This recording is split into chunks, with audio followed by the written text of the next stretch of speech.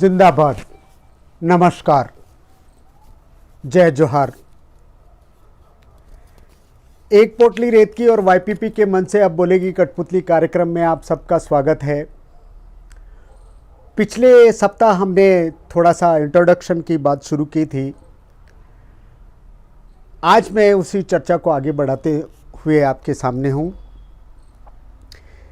कलाकार, जितने भी प्रकार के कला से जुड़े हुए लोग हैं, हमारे देश में एक प्रथा हुआ करती थी कलाकारों के लिए।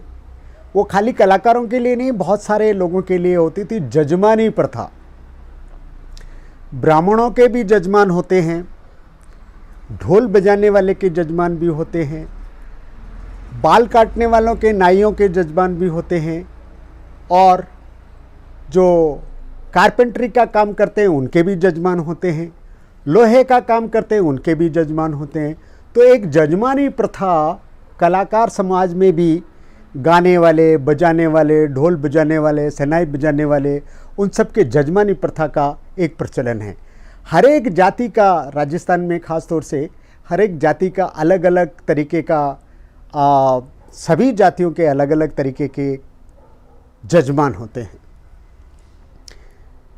मेरे जो कठपुतली कलाकार जिसकी जजमानी प्रथा ढोल बजाने के लिए होती थी,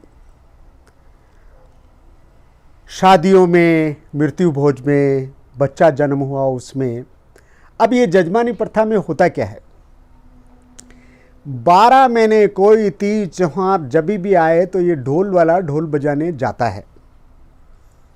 ऐसे ही कुम्हार भी जाता है, ऐसे ही जितने भी जो पेशे से जुड़े हुए लोग हैं वो जाते हैं। जजमान जो है, जिसके घर जाता है जो बजाने वाला, तो अगर मान लीजिए उसके यहाँ कुएं में फसल हुई तो उसका एक छोटा सा हिस्सा जजमान अपने कलाकार को या उसको देता है। शादी में वही जिसका वो जजमान है, वही कलाकार उसके यहाँ जाके ढोल बजाता है या मटके देता है या कारपेंटरी का काम करता है। तो जब भी खेत में फसल हुई तो उसका एक हिस्सा, छोटा सा हिस्सा जजमान उसे देता था। शादी में भी एक हिस्सा, शादी के बाद उसको अच्छी तरीके से उसको कपड़े वपड़े, इस तरीके की चीज़ें, खाना वाना, सब चीज़ जजमान अपने बजाने वाले को, काम करने वाले को देता था। और सभी, जब तक अगर शादी पूरी हो गई या कोई भी काम पूरा हो गया, जब तक ढोल वाले को या कुम्हार को या कारपेंटर को जब तक विदा नहीं किया जाता था, तब तक शादी पूरी नहीं होती थी। ऐसा एक सिस्टम था।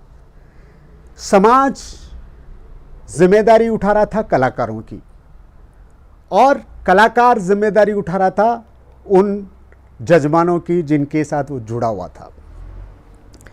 लेकिन उसमें कुछ बातें ऐसी थी जो, जैसे जजमान, जब जजमान के पूरे लोग खाना खा लेंगे तो बाद में वो लोग खाना खाते थे। जजमान के घर में जब भी वो जाता था तो उसके लिए एक बर्तन अलग तरीके का हुआ करता था खाने पीने के लिए। धीरे धीरे ये जजमानी प्रथा कमज़ोर होती गई। लोगों के पास पैदावार कम होने लग गई, लोगों का दिल थोड़ा छोटा होने लग गया। इधर से एक मानवतावादी सोच और समानता का भाव, और संविधान ने जो एहसास दिलाया कि मैं कलाकार हूँ, मैं कोई नीचे जाति का नहीं हूँ, मैं कलाकार हूँ, मेरे पास कला है, तो मैं कोई, मुझे आप छोटा समझे या दूसरा समझे, ये अच्छी बात नहीं है। तो ये जजमानी प्रथा का धीरे धीरे आज की तारीख में अभी भी कुछ जजमानी प्रथा, जैसे मंगनियार, लंगा, इस तरीके के अभी भी साथी लोग जजमानी प्रथा में लगे हुए हैं। लेकिन मुझे लगता है ये दोहरा मापदंड है। जजमानी प्रथा एक कलाकार होने के नाते मुझे ऐसे लगता है कि वो दबा के रखने की, अपने से छोटा समझने की उसमें एक भाव जो है ये हमारा है, ये तो ठीक है, जिम्मेदारी ले वो भी ठीक है, मैं गिव एंड टेक, मेरे पास कुछ चीज़ है आप लीजिए, आपके पास कुछ चीज़ है मुझे दीजिए, मेरे पास खेती तो है नहीं ना, ज़मीन तो है नहीं ना, तो मेरे पास कला है। तो ये एक व्यवस्था थी। अब वो व्यवस्था धीरे धीरे धीरे धीरे बदल गई। अभी लोगों को भी जजमानों की दबा के रखने की नीति मुझे नहीं लगता है, जैसे मुझे समझ में नहीं आई। तो कला करना, मैं कलाकार हूँ, मैं कलाकार रहना चाहता हूँ, लेकिन मैं दब के किसी का बंधा हुआ, किसी का पालतू कलाकार नहीं बनना चाहता हूँ। तो ये एक और बात आज आपके बीच में। तो धीरे धीरे फिर ये कठपुतली, जब बाकी की चीज़ें छूटी तो कठपुतली ने धीरे धीरे, कठपुतली, क्योंकि कठपुतली एक अपना माध्यम है, मनोरंजन का माध्यम है, सबके लिए माध्यम है, कहीं पे भी जाके दिखाया जा सकता है, एक समुदाय की बात नहीं है, एक जाति की बात नहीं है। तो आज जजमानी प्रथा पे और भी आपके कुछ सवाल होंगे तो हम इस पे आगे कुछ बातें की जा सकती है, आप कुछ सवाल भी रख सकते हैं। एक आप बोलेगी कठपुतली एक पोटली रेत की और वाईपीपी के मन से आज आपने जजमानी प्रथा पे जो चर्चा सुनी है, आपका बहुत बहुत धन्यवाद। आप बोलेगी कठपुतली आपका स्वागत करती है।